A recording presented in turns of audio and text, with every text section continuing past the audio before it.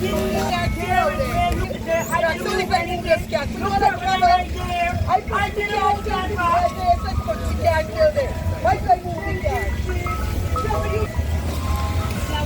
never touch the cat, we even drop the party from her. It's about, it's just how I go over there and so. And I put the train me back here. Why they come over here? We're going to take pictures all the way through chat and make sure I keep you updated. So you don't need to be worried. DHL will make sure we take care of your bike and make sure it's carefully packed. There's no damages, etc. And just the way we would have received it, we're going to make sure that everything is precise and on point. Okay, I would appreciate that. Yeah, but that's it where we at. There's no other concerns at the moment. Everything else is good. Customs didn't have an issue with the documents, the entry, nor anything else. It's just the smell of the gas, and they're very concerned about wanting to make sure that, there's nothing there flammable that could cause any danger. So we're taking care of that, and I'll keep you posted on that. I'll check in with my operations manager to see how things are coming along, and as I receive updates on that and the request for the personnel in Panama, and give you a further update.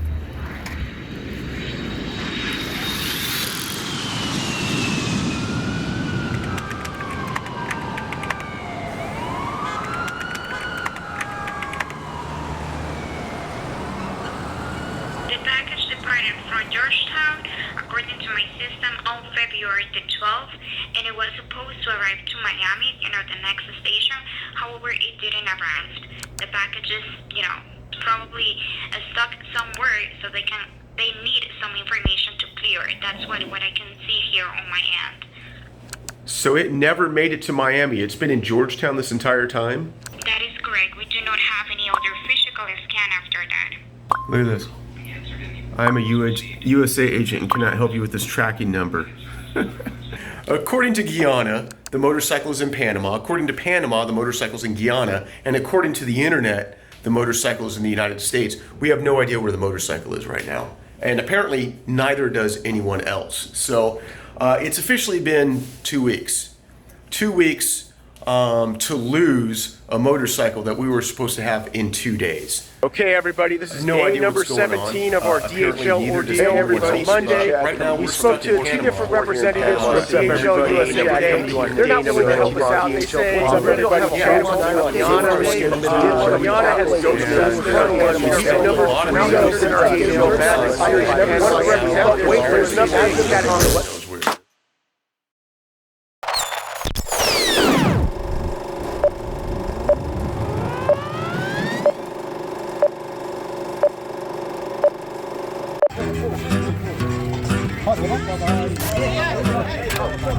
They say all good stories start at the beginning. But since we don't know where that is, we'll start in the middle of nowhere. A place called the Darien Gap. The de facto demarcation between the North and South American continents. And a formidable challenge for those who wish to traverse the Pan American Highway. A roadless and lawless section of jungle that a few hardy souls have attempted to push and/or pull their motorcycles through. And most right-minded individuals happily avoid. On Chad's original sojourn across the gap in 2019, he was lucky enough to catch one of the last voyages of the legendary Stahlratte, a steel-hulled Dutch sailboat laid to sail in 1903, and a rite of passage for Pan American motorcyclists for years. But amidst tightening regulations, the Stahlratte's final voyages from Panama to Colombia were less than legal, which for Chad's particular journey resulted in the Colombian Armada refusing use of their dock for their smuggled goods, requiring 20 motorcycles to be transferred to a cattle barge, floated up a tidal river, and deposited into a horse corral. Welcome to Colombia. During COVID, the Stahlrate was sold, marking the end of an era.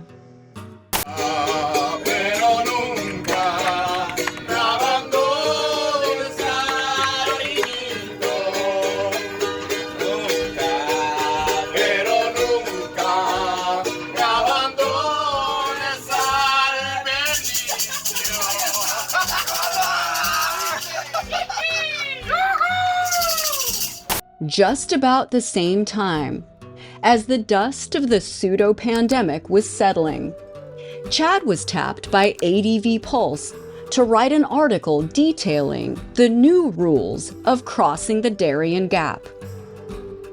And no, your eyes do not deceive you. DHL Global was, ironically enough, hyperlinked in his article.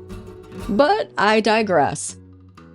As borders began to reopen, a new industry emerged.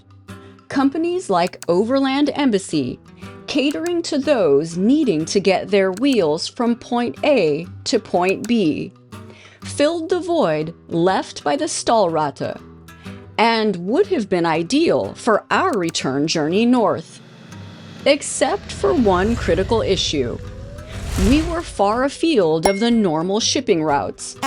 Traditionally, those bypassing the gap under sail would do so on the Caribbean side, through the San Blas Islands between Colón and Cartagena. Those flying sip champagne in first class between Panama City and Bogota. We, however, were stuck, for lack of a better word, in Georgetown, Guyana, which was not our original plan.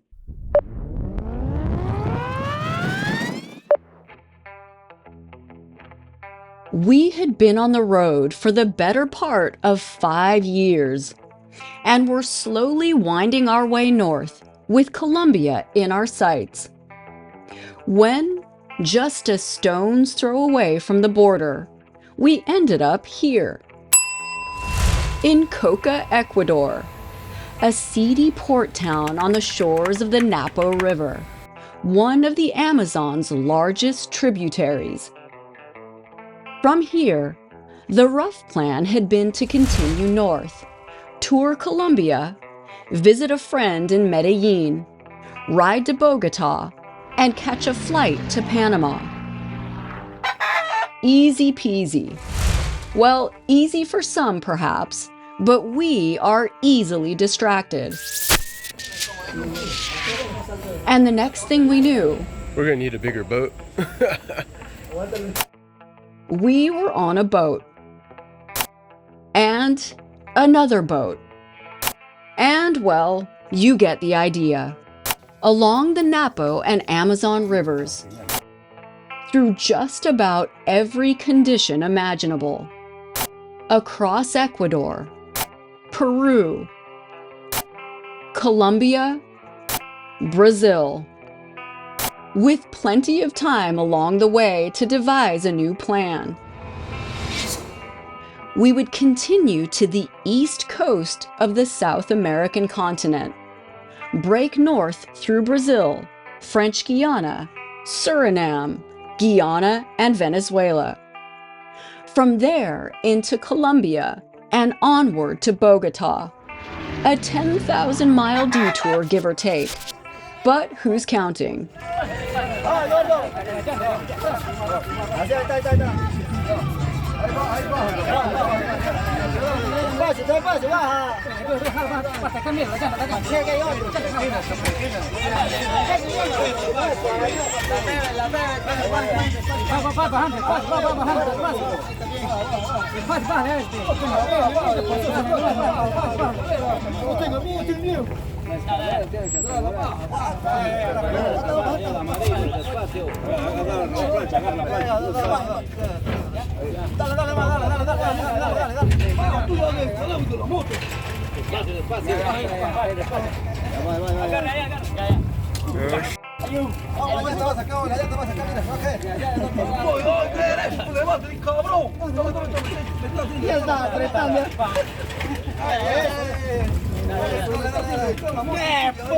Arriving in Manaus, the largest city on the Amazon, over 2,000 kilometers, and 1 month after setting off from Ecuador, we wasted no time grabbing some new tires and setting to the task of getting our Venezuelan visas, the only visas we need to apply for in all of North or South America. Only one problem.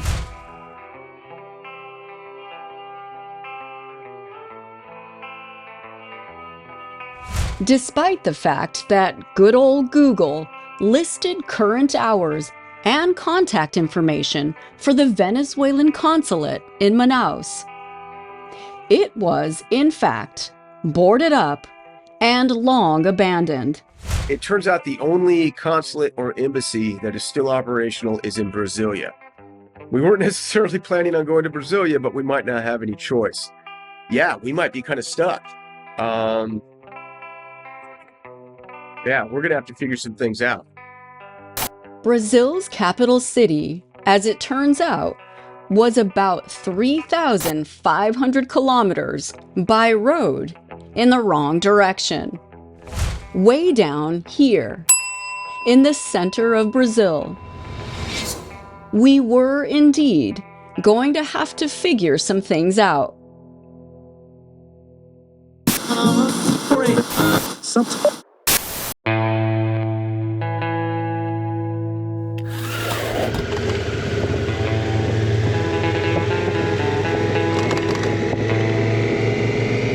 We departed Manaus, heading south on BR 319, otherwise known as the Ghost Road.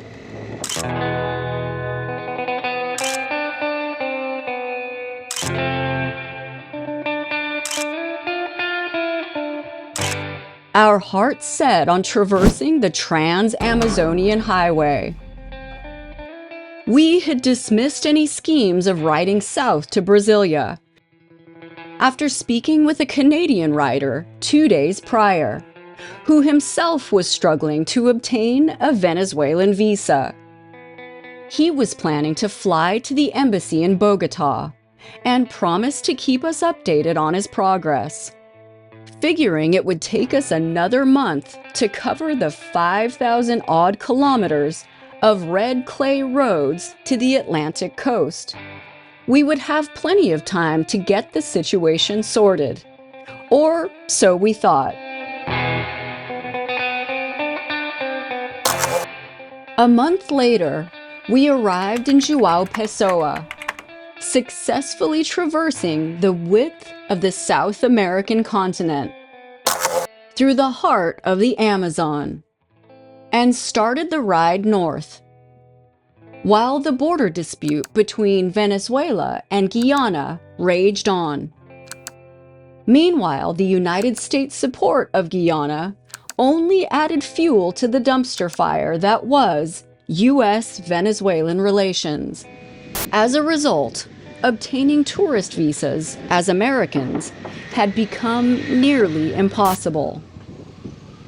Coming to terms with the fact that Venezuela was not in our immediate future, we resigned ourselves to flying the bike to Panama from one of the 3 Gs. After all, how difficult could it be? French Guiana, Suriname, formerly Dutch Guyana, and Guyana, formerly British Guyana, colloquially referred to as the 3 Gs, are South America's least visited countries, with Guyana taking the crown. And with French, Dutch, and English as their official languages respectively, as well as regional Creolese and talkie-talkie, the 3 Gs boast a Caribbean atmosphere and a European price tag. They are not, however, a go-to hotspot for shipping motorcycles, as we would soon discover.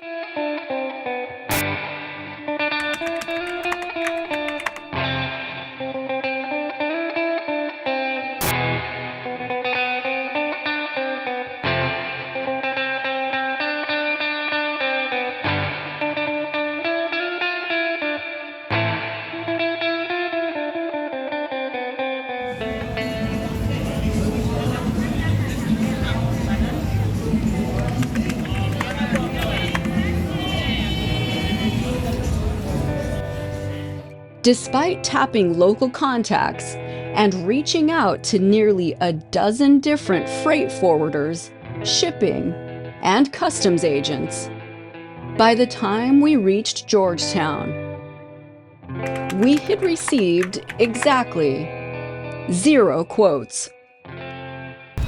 All right, so we've got a couple different customs agents on the hunt.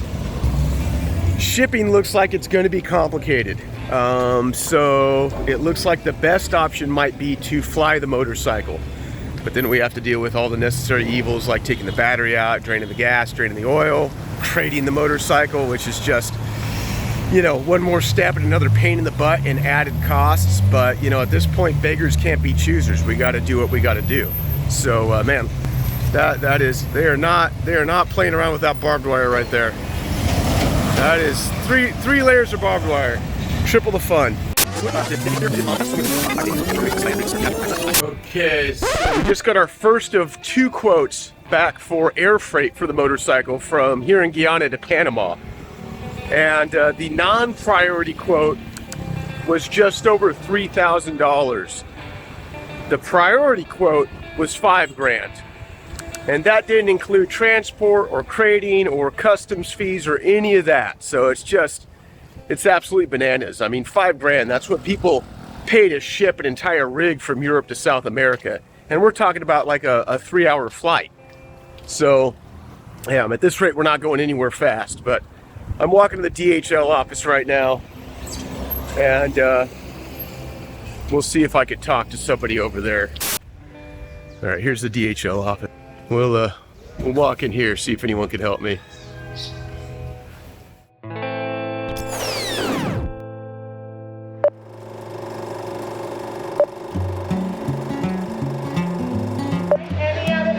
Please show me your yellow fever vaccination card. Ma'am, you only get your vaccination card a couple days ago. Yesterday. Ma'am, when you get it back from senders, you have to wait within the country before you travel. So, My wife's right there. How old are you, sir? Huh? Where's your wife? Rosie. Oh, right there. I actually had to show the yellow fever card for once. Guyanese immigration granted us a 30-day tourist visa. However, customs would only issue a 14-day import permit for the motorcycle. We wasted no time collecting quotes from various shipping agents and brokers, eventually accepting a quote for sea freight of $3,500, scheduled to depart 2 days before the import permit expired. 2 days prior to the scheduled departure, the shipping agent informed us that she had failed to secure the booking, and the departure was delayed by 2 weeks. Having run out of time and options, we accepted DHL's air freight quote of $4,356, which included crating the motorcycle, flushing the gas tank, and customs fees. The motorcycle was scheduled to be crated on a Wednesday and transported to the airport for a Friday departure to Panama City. We purchased airline tickets for Thursday, the day following the scheduled crating. But Wednesday morning, everything ground to a halt. This morning, I was on the phone with our freight forwarder who was coordinating, delivering the bike, the crate building, the whole thing. We were supposed to be over there at 11 o'clock this morning, and then about 30 minutes ago, she called and said, wait a minute, we got an issue. The customs agent apparently now has concerns, now has doubts whether or not we're going to be able to fly the motorcycle out of the country. He's dealing with customs right now. Hopefully that shakes out. But right now we're in a holding pattern. Because customs intercept, because that's what took place this morning. He reached out to customs and they intercepted and requested for him to speak with the commissioner. He proceeded to do so, and the commissioner said it can be done. However, a letter needs to be sent to him, which the broker is processing to submit, and in order for the approval to be granted. We can do the crate, we can do everything, we can have it prepped for Friday, but without that custom documents being presented, it cannot leave. Okay. So the next flight is Monday morning. Okay, all right. So it's not, even if we don't make the Friday flight, there's another flight leaving Monday that we would be able to jump on, hopefully. Uh-oh. My call just dropped. Rose is not impressed. Well, Chad, the next flight is Monday. You will need to decide, well, if you want to put it on hold or if you're going to wait, etc. But like I said, DHL, we are already prepping, getting everything done. We're just waiting on Raj, who's working on the ground, to get the process smooth and going. And I can assure you that there will not be any hiccups on our part. Okay. Our part is to make sure that the item is, if it's within our possession, make sure that it's being prepped in a proper manner and ensure it's graded and communicate all the details with you. But in terms of the crating, again, when should I just wait to hear from you, or should I bring the motorcycle over if we're still going to proceed? If you show me how to lose the wheel, I could do it myself. Remove the wheel, put the bike into the crate. Okay. Take off the wheel and then box it around. We're going to take pictures all the way through, Chad, and make sure I keep you updated. So you don't need to be worried. DHL will make sure we take care of your bike and make sure it's carefully packed, there's no damages, etc. And just the way we would have received it, we're going to make sure that everything is precise and on point. Some random guy out here yanking on the bike, you know, pulling wires apart and the oh, girl. No, it needs to rest on this. This? Yeah. Yeah, if you just do that. No, Strip the handle. lengthwise. Oh, this way. Yeah, it has to go under that. Yeah. This way. There you go. Passing on the offer to have DHL oversee the disassembly and crating of the Africa Twin and our gear, we postponed our departure to Panama City. And all was going according to plan, until we returned from a 30-minute lunch break to discover DHL's mechanic tearing our motorcycle apart, and various bolts and panel clips strewn about. I showed up this morning because I wasn't comfortable having the crate guy take the front wheel off. Now we came back, and some dude I've never met before is ripping the motorcycle apart to drain the fuel. No idea what the f***'s going on, but I'm not happy. Chad had removed the battery and originally offered to drain the fuel. But the, quote, flushing of the gas tank had to be performed by a, quote, certified mechanic. And while Chad was assessing the damage and voicing his concerns, I filmed as the mechanic used our rotopacks to collect whatever fuel he could salvage for his truck. And this certified mess was the first in a series of messes that would haunt us for the next month.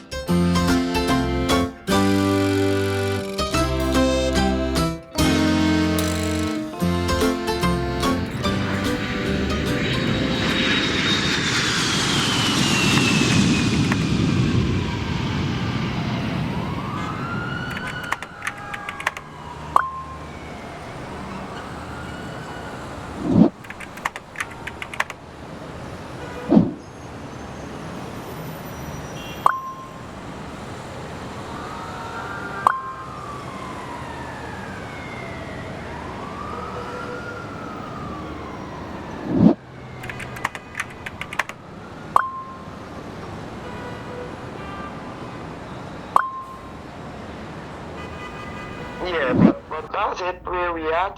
There's no other concerns at the moment. Everything else is good. Customs didn't have an issue with the documents, the entry, nor anything else. It's just the smell of the gas, and they're very concerned about wanting to make sure that, there's nothing there flammable that could cause any danger or so. So we're taking care of that, and I'll keep you posted on that.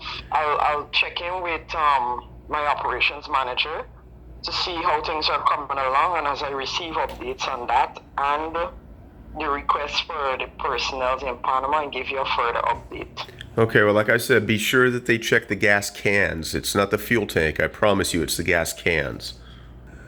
Yeah, well, I can speak to my team to get the bottles rinsed out, and we take it from there. Okay. All right. Thank you.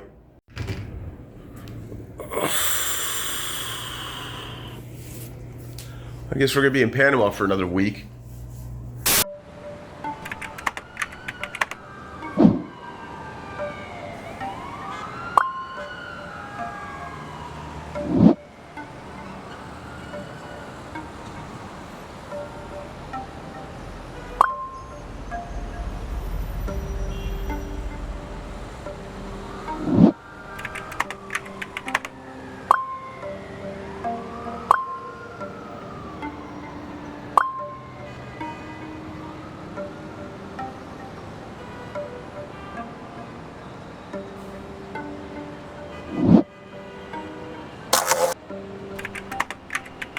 The morning after the motorcycle was scheduled to depart Guyana, we received a call from DHL informing us that customs had halted the shipment and opened our crate due to an overwhelming odor of gas. The contents were reportedly cleaned and recrated by DHL's operations team and rescheduled to depart Guyana on Friday the 9th. We were instructed to wait for a call from DHL Panama, and when that call never came, we checked the DHL website, which indicated that the shipment had been processed on the 12th in Georgetown, Guyana, 3 days after it had supposedly departed.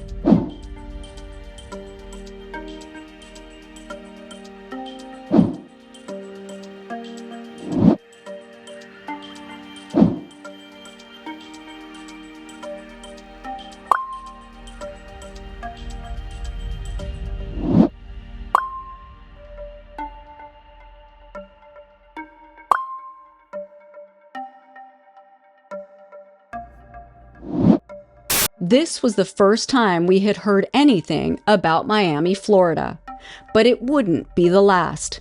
It would, however, be the last thing we heard from DHL for the next 3 days. I'm not trying to be impatient, but I just don't really want to spend the next 3 weeks here trying to get shit sorted. I'd like to kind of get on the road and push on. Panama City's nice, but it's also expensive. So I can't really afford just to move in here for a month and wait for things to shake out. Despite what appeared to be a flurry of activity on DHL's website, including a number of customs clearance entries from Georgetown, Guyana, Miami, Florida, and Cincinnati, Ohio, there was still no indication as to the actual location of the crate.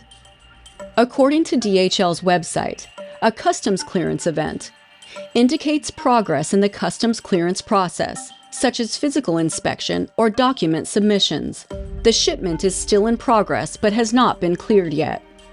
But these events, recorded simultaneously in Miami and Cincinnati, nearly 500 miles apart, were clearly not physical inspections. All we knew for sure was the last clearance event was in Miami, Florida, some 4,000 miles away.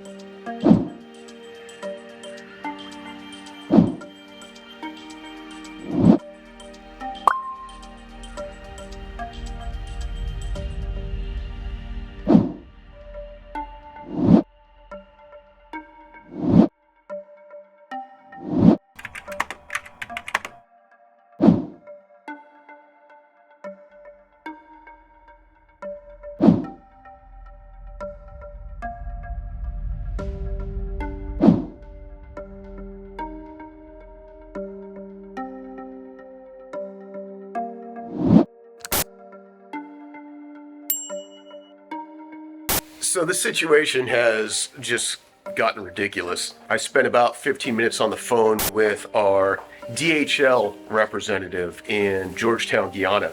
And according to her, the motorcycle is in fact here in Panama City as of this very moment. I asked for a point of contact here in Panama, a representative I could speak to on this side to confirm that. And she just gave me like the typical customer service lines for the DHL hub here. So Rose called one of the customer service lines. Okay, I have to open a system of trace to request more information about your shipment. Okay. Because the last checkpoint was the day 12. And according to the gentleman she spoke with here in Panama, the motorcycle is still in Guyana. But according to the DHL website, the motorcycle is actually in the United States. According to DHL tracking, it's in Miami, Florida. But did it ever leave Georgetown, or are you saying it's still in Georgetown? Was it returned to Georgetown?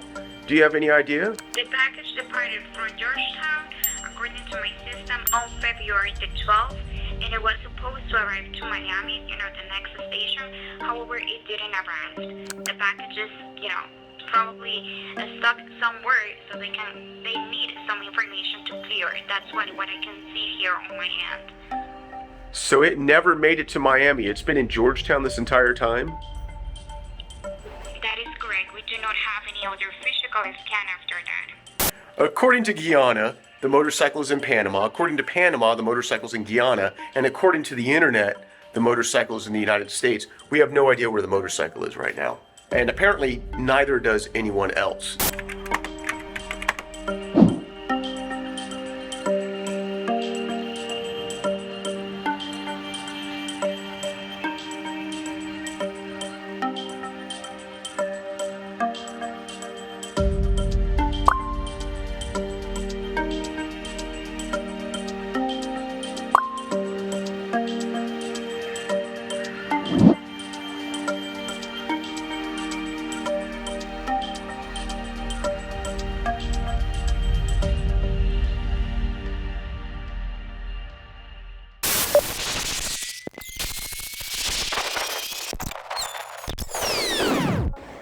I realize people don't tune into our channel to listen to me, but I mean, it's after 2 weeks. It's like, come on, man. How patient can you be? And how do you lose an entire motorcycle? It's not exactly a set of keys. It's a motorcycle, it's all of our gear, and it was a giant crate. It's not the kind of thing that you can misplace somewhere in a dark corner. Mere hours after insisting the motorcycle was in Panama yet again, DHL Guyana finally admitted they had no idea where it was, but promised a network update by the end of the day. What we got instead were more unintelligible text messages and this email. Please accept our apologies for the delay on the arrival of the shipment. I have communicated earlier there was a delay with the shipment. While in transit to Panama, this is now resolved.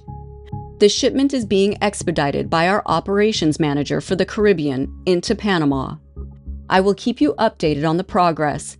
Please let me know if you have any concerns. But as it turns out, nothing had been resolved. And instead of updates, all we got over the next few days was radio silence.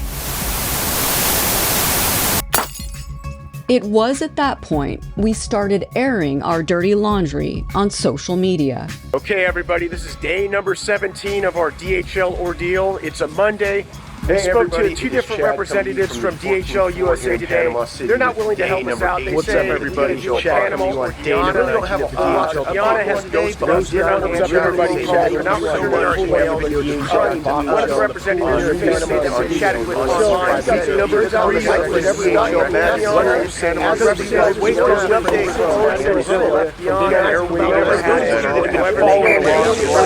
So it's official.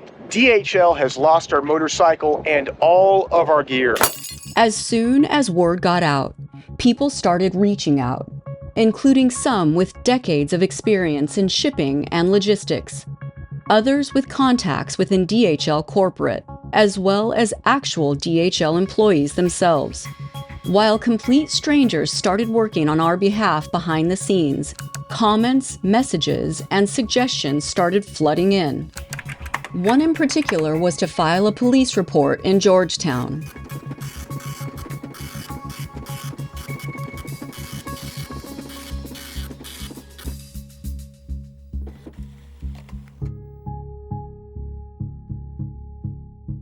Which just so happened to get the attention of the assistant CEO.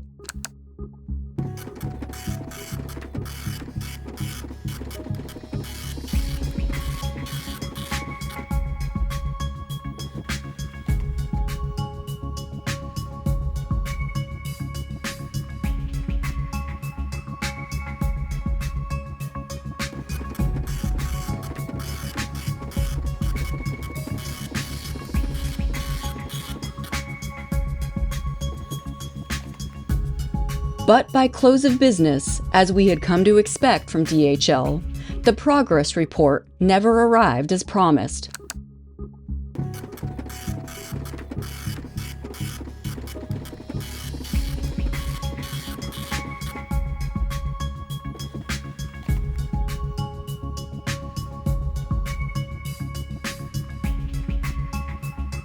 We had, up to this point, been rebooking our hotel room 2 to 3 days at a time, hoping that one of these days the network would come through.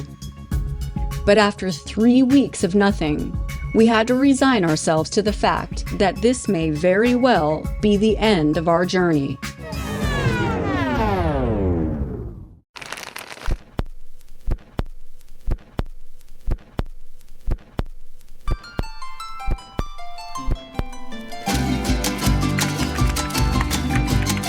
After originally contracting with DHL, in anticipation of our return to North America, we had purchased flights for our family and reserved an Airbnb in Mexico's Riviera Maya.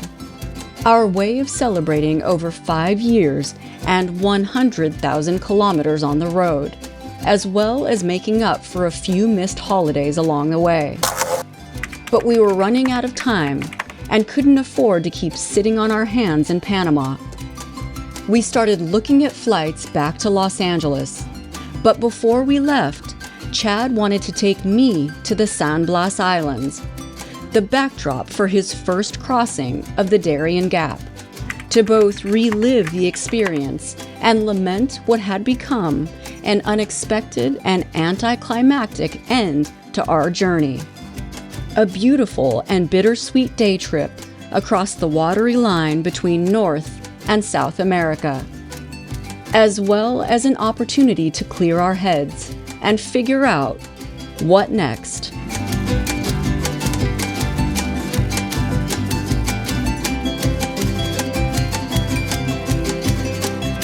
And it was then, after all hope was lost, and a long hot day on the water, that we finally received the email we had been waiting for. Following up on your case, the team in Miami confirms that they already found the package they could not locate in our warehouse, and it turns out that somehow the Airway bill came off and they could not identify the package, but using security cameras they were able to locate it and indicate that in the next 24 hours its transit will continue.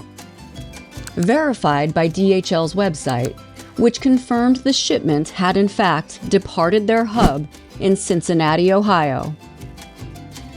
And also, oddly enough, corroborated on YouTube, where a FedEx ground crew in Fort Lauderdale was given credit for tracking the bike down in Orlando.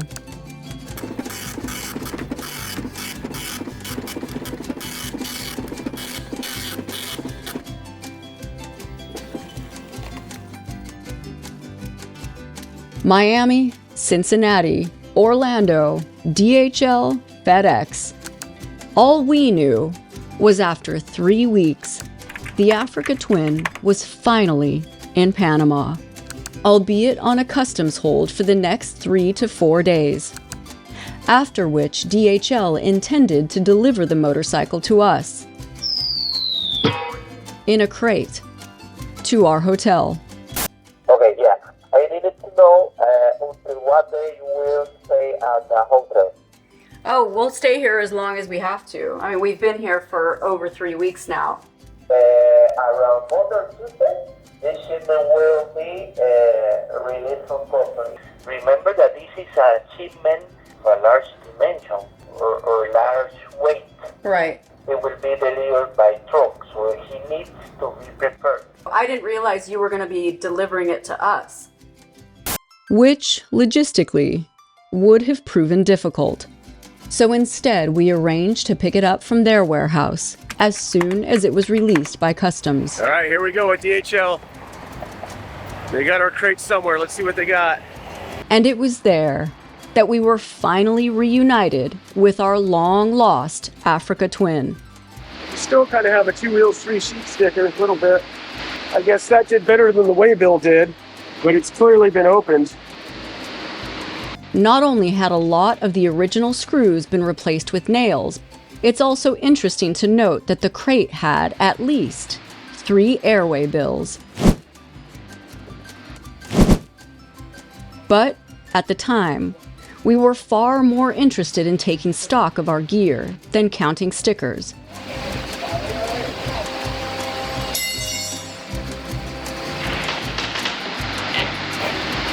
That's one way to do it.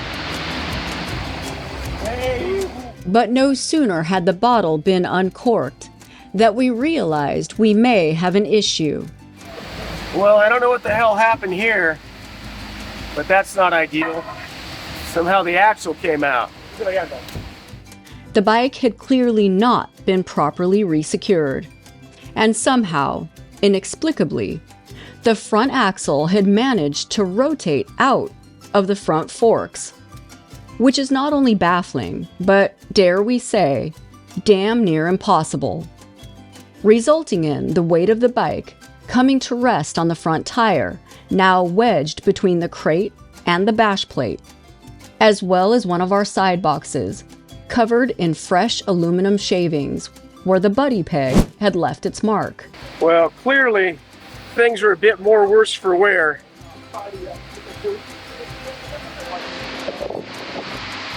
It was taken off? The seat was taken off as well. As the guys in the warehouse diligently helped Chad put Humpty Dumpty back together again, I set off to the task of collecting customs paperwork for the bike. And it soon became clear that the front wheel wasn't our only problem.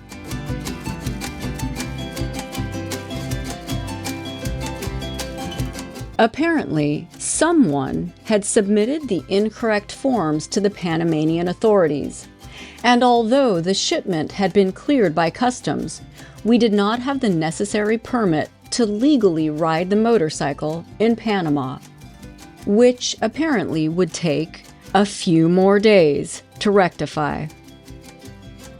26 days, and counting.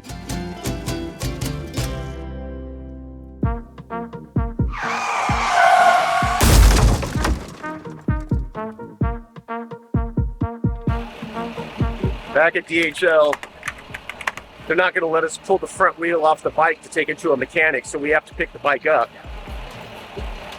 And I'm going to have to ride it over to Overland Embassy with no front brakes. So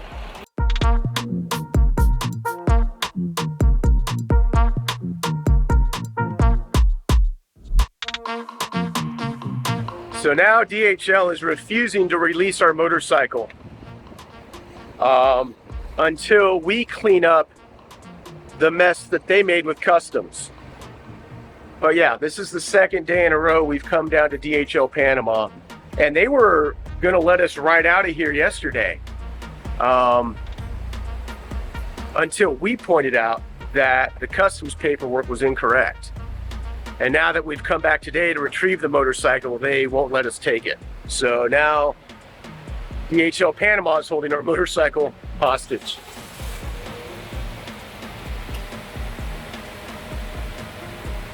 It just keeps getting better and better. It's unbelievable. All right, there is, as the kids like to say, a lot to unpack here. So instead of subjecting you to another 45 minutes worth of subtitled phone conversations, I'll just give you the Cliff's Notes set to some riding footage. for your viewing pleasure. We spent the day Ubering all over Panama City. DHL was no longer willing or able to sort out the mess with customs, so they relinquished the relevant paperwork and sent us on our way.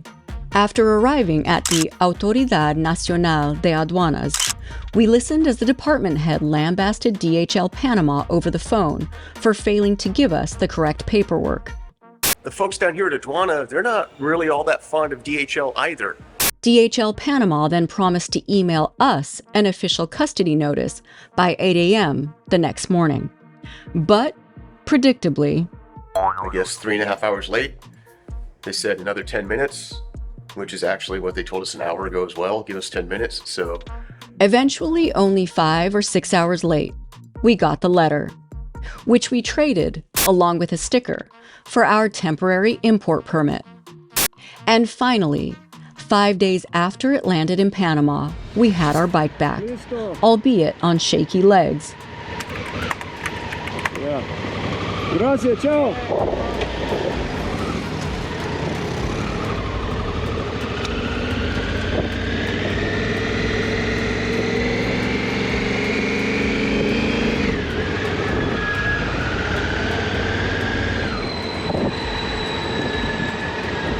Of course, the ABS light is blinking.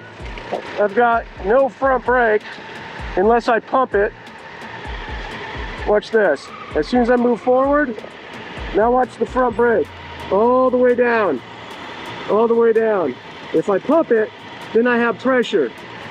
But ABS, the entire front wheel's f***ed up. As it so happens, we had just replaced these very brake rotors less than 6 months prior. And while the issue itself was simple, the fix wasn't. Chad was confident that if we could simply get the existing rotors bent, bashed, or resurfaced back into shape, we could be on our merry way. If you can try to fix it, try to fix it. I can try. Yeah, I can please, try. yeah. And while he was doubtful, he had learned long ago to never underestimate the ingenuity of Latin American mechanics. We arrived here in Panama City on February 2nd. It is now March 1st. And I'm walking to the mechanic shop right now to see what's going on with the motorcycle. See it right there, it's got a front wheel on it. They almost look like they've been turned. Interesting. Alas, it was not to be. Major pulse.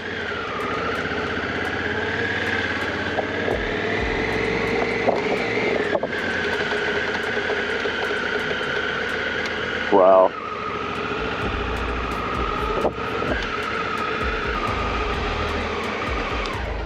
That is not good. All right, so Mobilize attempted to turn the front brake rotors and they repaired the ABS ring, but there's a massive surge when I use the front brake. There's no way I can ride the thing off-road. I'm even reluctant to ride it on-road. But, you know, at this point, our options are to wait here for another week and a half, 2 weeks to get new parts, or to try to ship them somewhere up the road, maybe in Costa Rica, and pick them up there, assuming we survive the ride. So, I don't know, kind of a rock and a hard place. We are definitely running out of time here, and I don't want to have to spend more time in Panama City than we absolutely have to, but I also don't want to die, so Chad went back to Overland Embassy, where Alejandro and Ana generously offered to ship new rotors from the States with one of their scheduled deliveries, arriving a week and a half later.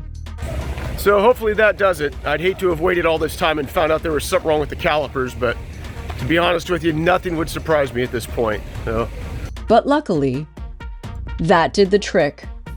And finally, on the 40th day of a 3-hour tour, we departed Panama City, with exactly 20 days left to traverse the length of Central America and meet our family in Mexico.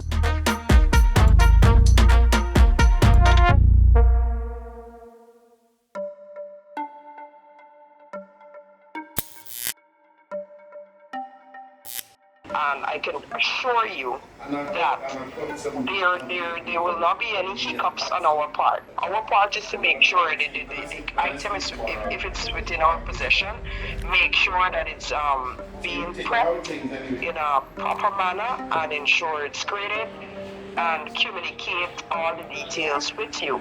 DHL will make sure we take care of your bike and make sure it's carefully packed, there's no damages, etc. And just the way we would have received it, we're going to make sure that everything is precise and on point.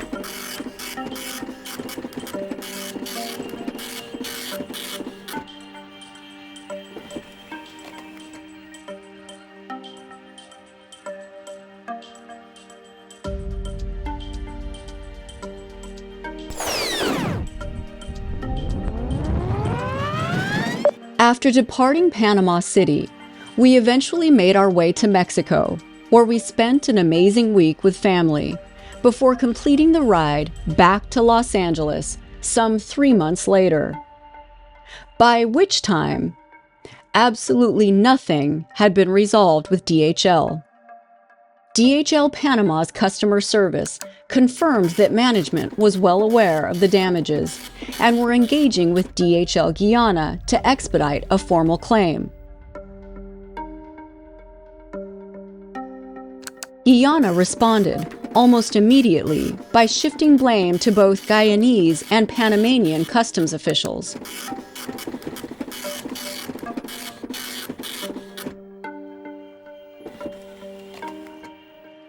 And followed up with a deadline of February 29th to submit our claim, before the extent of the damages could be assessed. The claim was submitted, then resubmitted, until finally on April 17th, after the crossing of the T's and dotting of the I's, DHL's risk management finally accepted our application, only to reject it a month later on a technicality, requiring the application be resubmitted on May 16th. The claim included damages to the motorcycle, totaling $984.40, as well as our lodging in Panama City, totaling $3,083.56, on top of the $4,256 we had already paid DHL. We had forked out an eye-watering $8,323.96, only to receive this email on June 3rd.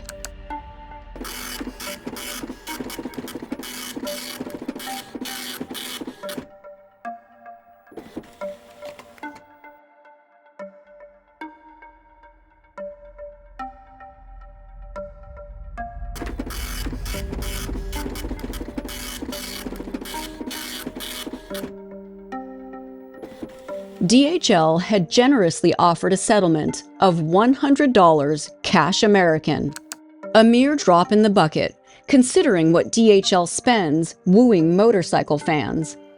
DHL is an official sponsor of MotoGP, dumping millions of dollars into convincing you that there is no one better to trust with your precious motorcycle than the shipping and logistics experts at DHL. It is lights out and we are racing in MotoGP here in Spain. This time around, Marc Marquez has nailed the start from pole position. Just listen to the roar of the crowd as Jorge Martin moves up on the inside of Marco Bezzecchi into second place. Pecco Bagnaya's got away well too. He's all around the outside of Bezzecchi into fourth from 7th spot. We had, up until this point, been working behind the scenes with various contacts within DHL North America, as well as the motorcycle industry, to no avail. So, after ignoring the original offer, Chad decided to check in a month later to see if anything had changed. And as it turns out, DHL had in fact reconsidered. Instead of the paltry $100, they were now offering us absolutely nothing.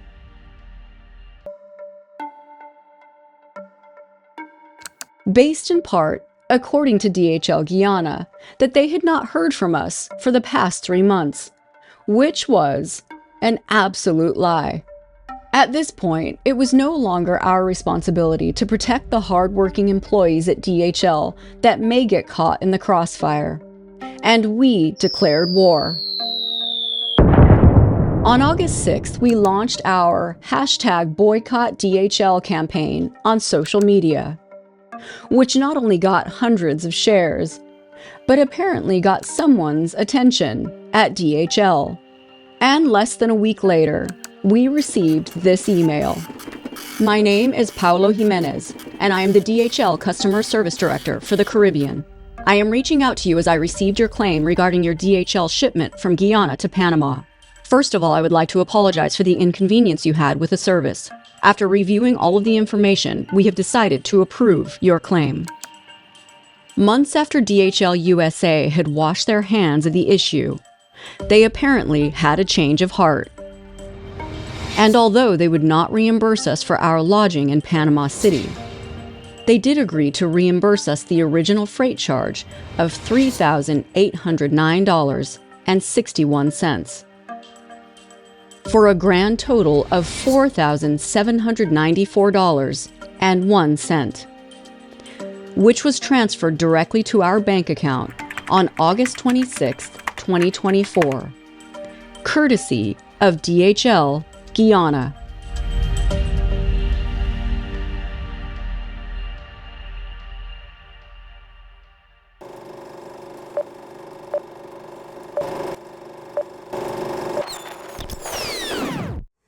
All right, well, for those of you that have stuck with us this long, thank you very much. We appreciate it. Rose and I are about 200 hours into this production already. It's late September 2024. We've been dealing with this for the last 8 months. And, this was really kind of a labor of love. I guess you could say maybe a labor of hate to a slight extent. But I did want to circle back around here at the very end.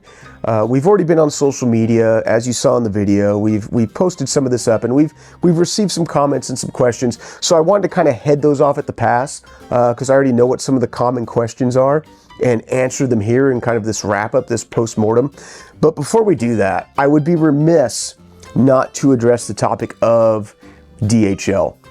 There's a few of you out there that have pointed out the fact that we're spoiled assholes and we've been very unfair to DHL. That's up to you to decide. But I do have to say that 98% of the employees that we dealt with at DHL were good people, especially the people in Panama, the warehouse workers, the customer service representatives that we dealt with on the phone. They were legitimately trying to help us work through this process. So while I definitely have issues with 1 or 2 employees at DHL, I think for the most part, the employees aren't the problem. My issue is with the multinational corporation called DHL. There are some fundamental issues there that I'll kind of get into a little bit. But I did want to point that out. We tried to, we've got hours of footage and hundreds of emails and hundreds of messages, and we tried to wrap that all up in a package that was not only entertaining and engaging, but as accurate and concise as possible. Hopefully we did that. If we had included all of those different interactions we had with people along the way, this video would have been 4 hours long. There's no way you would have watched it. So, I had to get that out there. I've got some of the questions written down here. I brought notes with me. One of the questions people always ask is about insurance. This is probably a subject we're going to have to agree to disagree on. I don't think that I should have to pay extra money to a company to ensure that they're going to perform the service that I've already paid them for. I think that's bullshit personally. That being said, supplemental insurance was never offered us. Supplemental insurance was never an option. Had it been, I probably would have passed on it, but nonetheless, it was never offered to us. The only time insurance ever came up in the conversation was when I went upstairs to complain about the mechanic that was making a mess of our motorcycle, because in the process, he had actually ended up losing a few bolts and fasteners.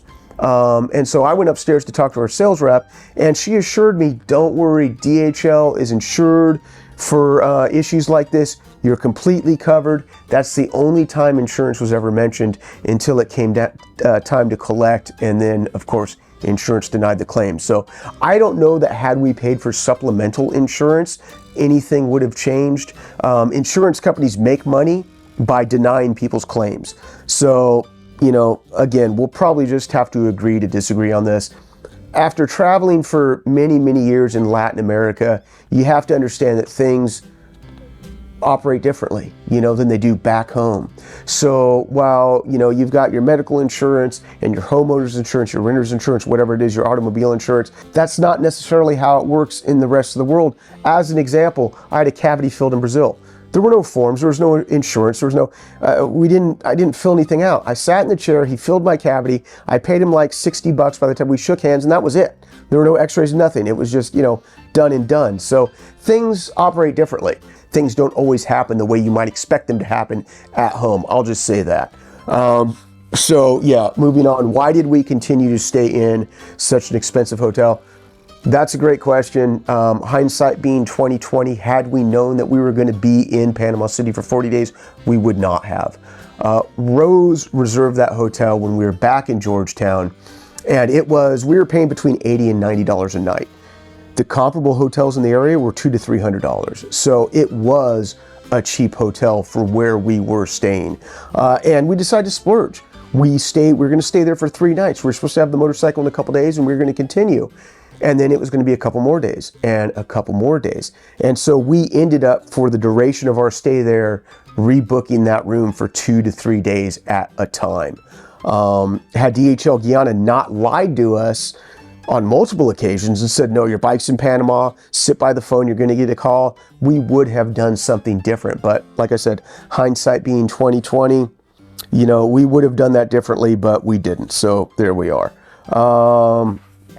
What else could we have done differently? That's a question that Jim Martin on Adventure Rider Radio asked us. You know, we'd really painted ourselves into a corner, not only with our timeline, but just kind of, you know, the whole Venezuelan visa issue. We were just kind of a victim of circumstance there.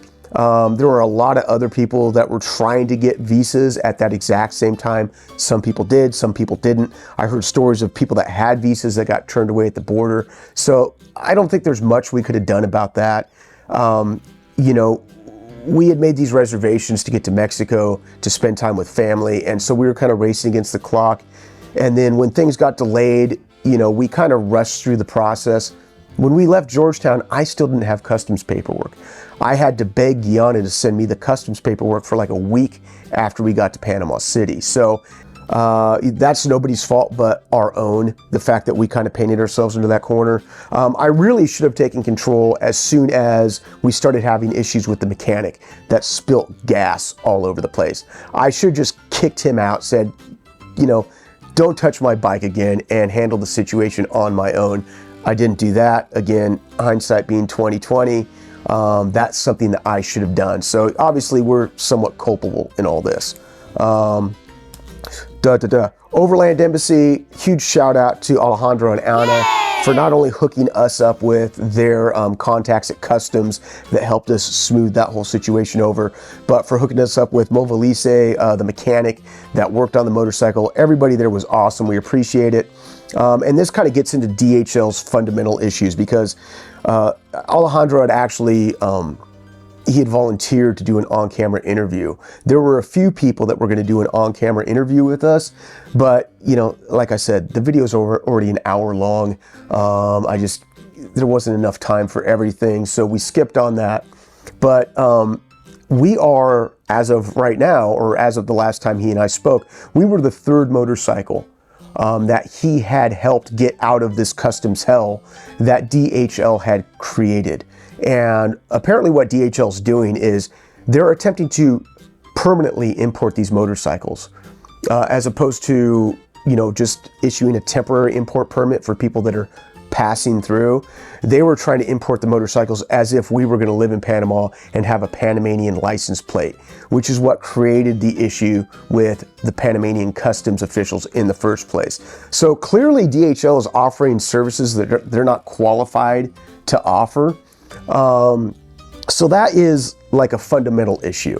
Another issue, and this was explained to me by an employee of DHL, is, and I didn't really get the reasoning behind this. I don't know if it's because DHL is such a huge company that they're just unable to upgrade or integrate the software worldwide, or if it's because there's DHL Global and DHL Freight and DHL Express, and they've got all these different branches. But apparently DHL has many different tracking softwares that don't necessarily communicate with each other, which is why when we would talk to Panama or Guyana or the US, we kept getting different stories, and why Guyana couldn't give us updated tracking information on where the motorcycle was. They've got all these different shipping softwares or tracking softwares, excuse me, that aren't properly integrated. So just a quick thought, maybe DHL could take some of that tens of millions of dollars that they're using to sponsor MotoGP and upgrade their tracking software instead, so they can actually provide the service that they're charging people for. I had a lot of people that have had botched shipments with DHL reach out to me, and they told me that DHL doesn't actually track a package to its destination.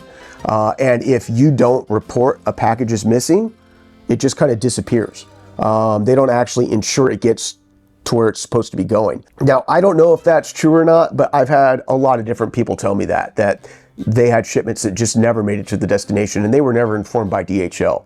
So unless you actually go in there and do what we did and, you know, rattle people's cages, you know, I assume there's a bunch of crates or a bunch of packages sitting in a warehouse in Columbus, Ohio right now that people don't even realize are actually missing. So, you know, and I think probably throughout this entire process, the most frustrating thing was we went with a major corporation because we felt like if we just went with a local company in Georgetown and the bike never arrived and we called and the guy just simply didn't answer the phone, what else do you do at that point, right? You called the guy, he's not picking up his phone, or, you know, the phone's disconnected. It's like, who do you call? We figured with DHL, it's this giant multinational company, there's always going to be somebody to call. But what we didn't realize was that I guess some of these outlets are franchises. And so despite the fact that they wear the same t-shirt and they use the same tracking number, not the same tracking software, but the same tracking number, they're kind of like not even really the same company. I guess they're all under this corporate umbrella. I think there's probably some like corporate hierarchy at the very top of the food chain, but once you filter down to these franchises, it just kind of seems to be like Lord of the Flies. So, you know, when you think you're protected, you might not be. So, yeah, in closing, I would just say that, you know, Rose and I were really fortunate. We realized that not only did we get reimbursed some of, you know, what we lost, you know, DHL can never reimburse us for the time we lost, but we did get the motorcycle back. And, you know, we were fortunate enough to be in a position where we had the money and the time to kind of weather the storm. A lot of moto travelers, a lot of overlanders that are maybe just doing a fly-in ride where they intend to ship their motorcycle somewhere and, you know, they've got, you know, 6 weeks worth of vacation time. Something like this would completely ruin their entire trip. So yeah, at the end of the day, you know, if we can help somebody else avoid this situation, it makes it all worth it. If you liked the video, you know, do the whole subscribe, thumbs up thing. Yay! Thank you guys for sticking with us. If you want to support the channel, we're going to be selling t-shirts. If we had our together, we'd already have them for sale, and there'd be like a link and a whole thing, but we don't have our together, so, you know, check back in. We'll have them for sale eventually. What else? Yeah, tell your family, tell your friends, subscribe, like. Thank you guys. We'll see you on the next one.